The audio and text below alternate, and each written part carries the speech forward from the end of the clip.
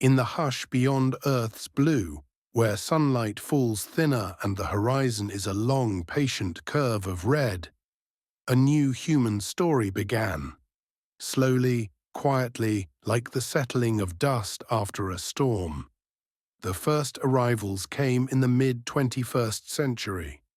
Small teams of scientists, engineers, botanists, and a few stubborn dreamers who stepped from cramped landers into habitats that smelled faintly of plastic and antiseptic. They learned in the most practical ways how to make life possible in a place that had never hosted life before. They built pressurized domes and inflatable greenhouses. They strung solar arrays across basalt plains. They set to work with machines that hummed and whirred through the long Martian nights.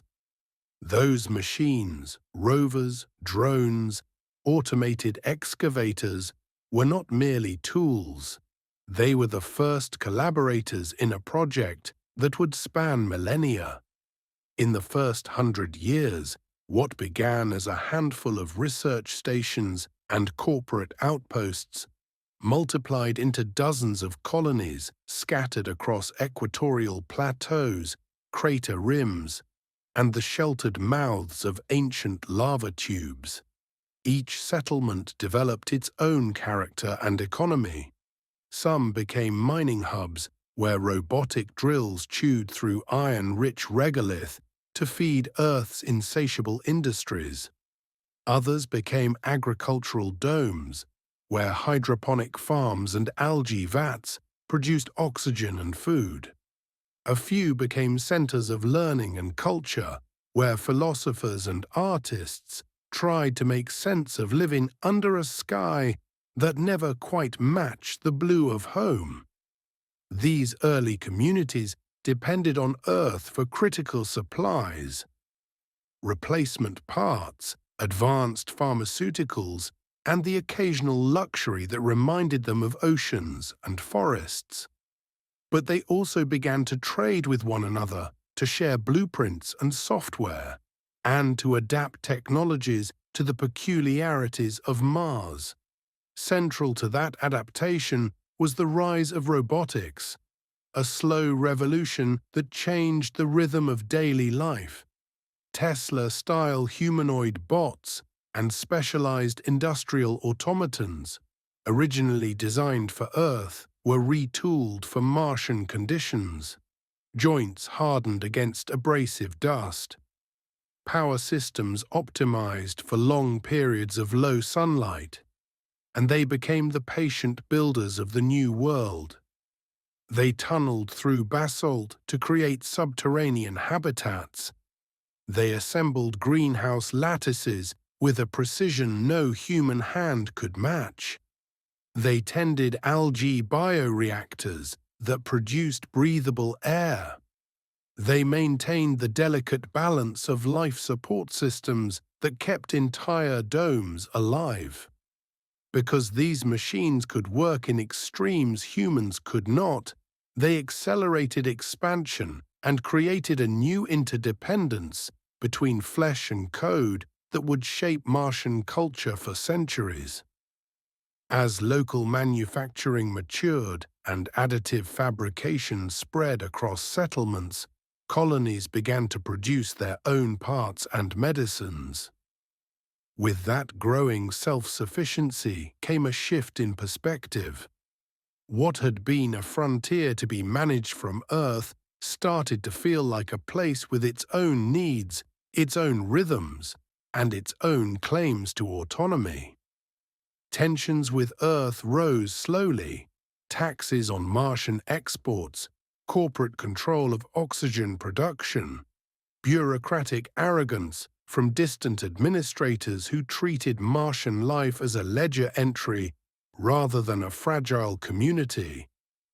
And then, in a moment historians later called the silence, a scheduled supply convoy failed to arrive. Delayed by political turmoil and logistical failures on Earth, the convoy's absence forced the colonies into a crucible. Engineers and technicians reprogrammed industrial bots to produce parts that had once been shipped from Earth. They improvised repairs with scavenged materials. They pooled resources across settlements, creating emergency manufacturing networks and local trade routes that bypassed Earth's control. In those months of scarcity, a new sense of identity emerged. Martians were not merely expatriates living off Earth's generosity. They were a people learning to survive by their own ingenuity. That realization set the stage for conflict that would not be fought with the thunder of tanks, but with the quiet, strategic control of infrastructure. Satellites, relay stations, water reclamation plants, and the orbital lanes that carried supplies between worlds. The first Martian war, when it came, was a war of systems and signals, of hacked relays and commandeered drones, of blockaded supply corridors and the slow strangulation of corporate monopolies. It was fought in the shadows of domes and in the code that ran the machines, with Tesla bots repurposed as maintenance crews one day and as defenders of life support systems the next. Mars's lower gravity and harsher environment shaped tactics. Dust storms became cover. Lava tubes became sanctuaries. The planet's physical features dictated strategy. Through those struggles, new social forms emerged. Cooperatives of engineers who shared blueprints freely. Religious movements that found a meaning in the slow work of making a world habitable. Political bodies that claimed jurisdiction over regions defined by water rights or solar access. Generations passed, languages diverged, customs developed, myths accumulated around the machines, and the first green shoots that pushed through hydroponic soil. Religion on Mars took many forms, often pragmatic and intimate, born from the daily realities of survival and the awe of creating life where none had existed. Some sects worshipped the planet itself as a living entity to be honored and healed. Others sanctified the act of terraforming as a moral duty, a covenant between humans and the planet. Still others developed rituals around the machines that sustained them, the bots that hummed in the night, the oxygen generators that breathed like mechanical lungs. These rituals blended technology and spirituality into practices that comforted and bound communities together. At first, such beliefs were sources of solace. Later, as colonies grew into larger polities, they sometimes hardened into identities that could be mobilized in conflict, banners under which people rallied when resources ran thin. By the 500-year mark, Mars had matured into a patchwork of nations, some democratic, some corporate, some theocratic, some nomadic, their citizens living in mobile habitats that traversed plains and craters. Borders were drawn not only on maps, but around water rights, mineral claims, and access to orbital relays. Trade routes crisscrossed the planet, carrying not only goods but ideas, languages, and cultural practices. The politics of Mars were often slow and infrastructural. A nation that seized a desalination plant could cripple its neighbors. A faction that hacked a weather control satellite could unleash dust storms to mask troop movements. Diplomacy frequently took the form of negotiations over maintenance schedules for shared life support systems. Through cycles of conflict and cooperation, Martian society grew more complex, Legal codes emerged to address the unique challenges of living on a thin atmosphere world. Ethical frameworks developed to consider the rights of autonomous machines. Educational systems taught children to think in terms of systems. Hydrology, power grids, orbital mechanics, because survival depended on understanding the interlocking technologies that sustained life. Daily life on Mars was at once ordinary and extraordinary. Mornings began with the soft hiss of airlocks and the distant whir of maintenance bots. People tended vertical gardens that produced fresh greens and fragrant herbs. Children learned to navigate tunnels and to read the sky for the faint shimmer of incoming supply craft.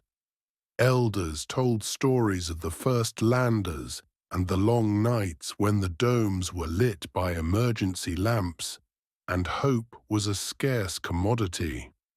Art flourished in unexpected ways. Poets wrote about the color of dust in sunlight. Musicians composed pieces that mimicked the rhythm of solar arrays. Sculptors worked with regolith and recycled metals to create forms that honored both the planet and the machines that had made life possible. Technology continued to evolve in tandem with culture. Tesla bots became more sophisticated. Their neural nets trained not only for efficiency, but for empathy, for the subtle tasks of tending fragile seedlings or comforting a child who had lost a parent to a dust storm. And debates arose about machine personhood and the moral obligations humans had toward the intelligences they had created. Autonomous mining fleets and orbital manufacturing hubs reduced the need for dangerous human labor and allowed more people to pursue education, art, and governance.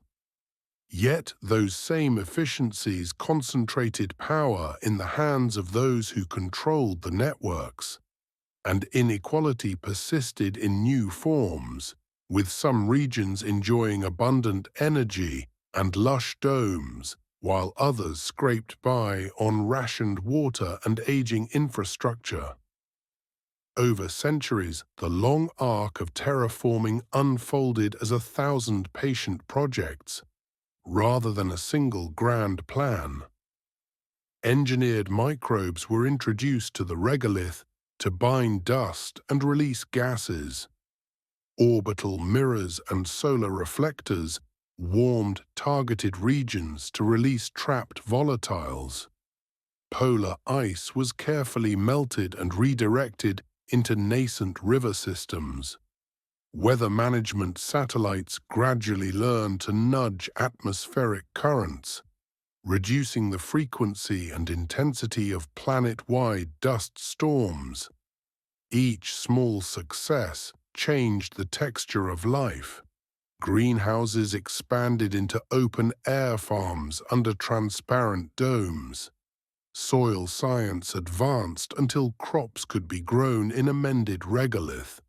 The first shallow lakes formed in crater basins where water pooled and algae bloomed. With water came new possibilities, wetlands that supported engineered microbes and plants, microclimates that allowed dive.